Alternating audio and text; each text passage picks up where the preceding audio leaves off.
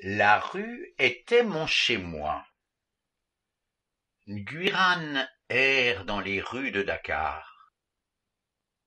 Il y a plusieurs années maintenant qu'il s'est enfui de l'école coranique. Il y a reçu trop de coups et subi trop d'injustices. Alors une nuit, pendant que tout le monde dormait dans l'école, il s'est levé sans bruit et à pas feutrés s'est glissé dehors dans la nuit. Il a trouvé un bus qui l'a conduit jusqu'à Dakar, la capitale. Désormais son chez lui, c'est dehors. Ce sont les rues de Dakar. Pendant la journée, Nguiran a 2 soucis. Ne pas se faire prendre par la police et surtout manger. C'est plutôt rare de trouver quelqu'un de compatissant qui lui glisse une pièce lorsqu'il mendie. Alors les seules solutions qui lui restent, c'est de fouiller dans les poubelles des restaurants ou alors de voler aux étalages du marché. Au début, fouiller dans les poubelles le dégoûtait, mais à la longue, il s'habitue à manger des restes avec les mouches et des microbes. Le plus important, c'est d'apaiser la faim qui le tenaille. Voler aux étalages du marché lui cause toujours pas mal de stress. Il faut d'abord flâner entre les stands bien garnis de nourriture, sans en avoir l'air. Il attend que le marchand soit bien occupé avec un client. Alors vite, il attrape quelque chose et le fourre immédiatement sous son t-shirt. Mais un jour, quelqu'un l'a vu, alors qu'il venait juste de cacher une banane sous son t-shirt. « Au voleur! Au voleur !» Nguiran ne demande pas son reste. Il part en courant à travers le marché. Malheureusement pour lui, on lui barre le passage. Le voilà pris.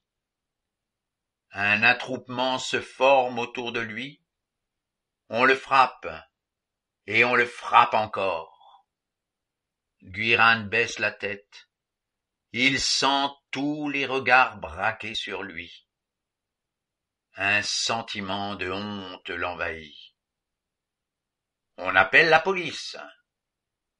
Au poste de police, on lui demande « Où sont tes parents ?» « Je n'ai pas de parents, répond Nguiran.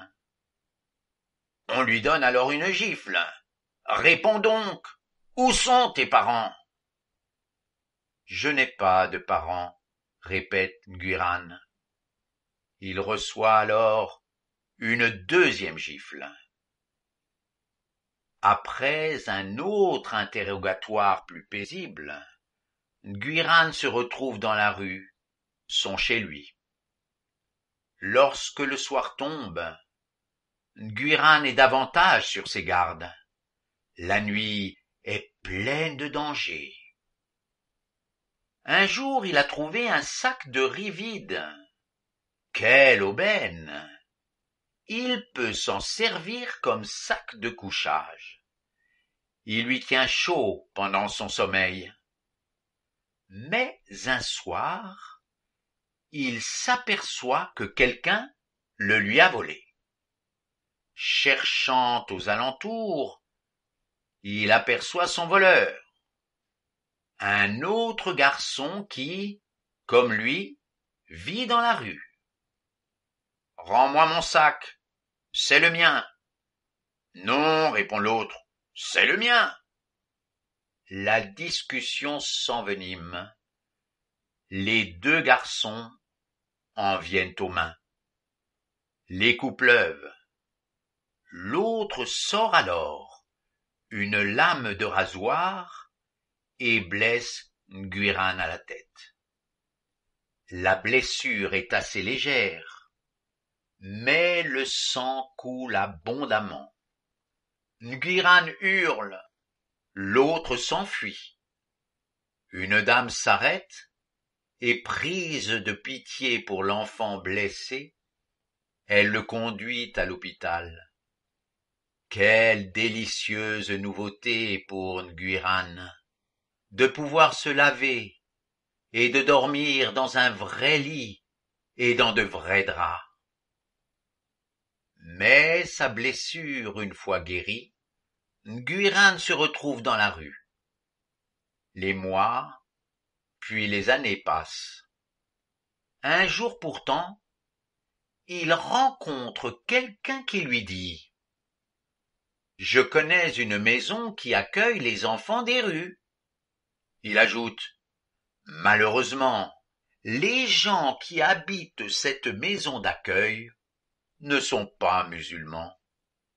Là-bas, on te donne à manger et on prend soin de toi. L'ennui, c'est que ce sont des chrétiens. » Nguiran répond que le fait que ce soit des chrétiens ne lui pose aucun problème. Ayant trouvé l'adresse, il frappe sans hésiter. Dès son entrée, Nguiran se sent tout de suite en sécurité. Il y passe la journée et y découvre quelque chose qu'il ne connaît pas. Ceux qui l'accueillent lui montrent de l'amour. Ils lui parlent aussi de Jésus.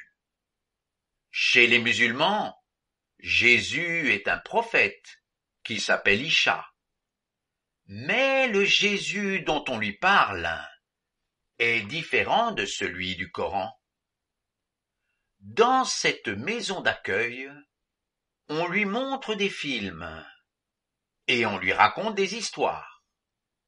Tous ces films et ces histoires sont remplis d'amour.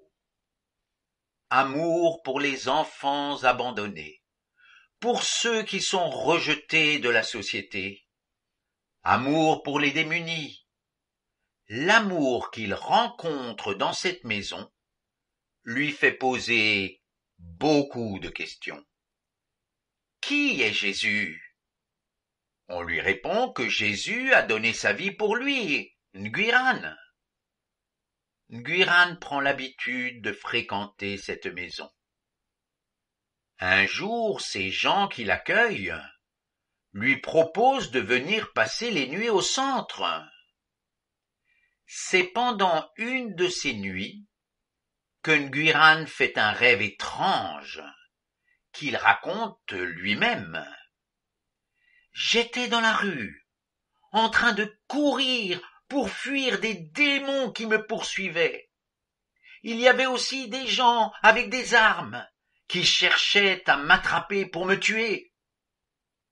Mais alors que je courais de toutes mes forces, je me suis rappelé ce qu'un chrétien m'a dit. Le nom de Jésus libère. Partout où tu peux te trouver, même si tu es malade, tu peux prier Dieu dans le nom de Jésus. Alors, dans mon rêve, j'ai dit « Que la lumière vienne !» C'est comme si je courais plus vite et que je voyais plus clair. Tous mes ennemis avaient disparu. Alors, je me suis réveillé. Pendant mon rêve, je me sentais tout transpirant. Mais quand la lumière est venue, je me sentais tout apaisé. Je sentais même un air rafraîchissant dans la chambre où je dormais. Le lendemain, Nguiran raconte son rêve aux chrétiens du centre d'accueil. Ceux-ci lui disent alors « C'est à toi de décider si tu veux accepter Jésus comme ton sauveur. » Sans hésiter, Nguiran leur répond qu'il l'accepte, car c'est lui, Jésus, qui l'a sauvé. Il m'a déjà protégé tant de fois et de tant de choses pendant toutes ces années passées dans la rue. Guiran est désormais un disciple de Jésus. En se souvenant de tout ce qu'il a connu dans la rue, il désire composer des chants pour dire à d'autres ce que Jésus a fait pour lui. Jésus dit, « Celui qui vient à moi, je ne le mettrai pas dehors. » Évangile selon Jean, chapitre 6, verset 37.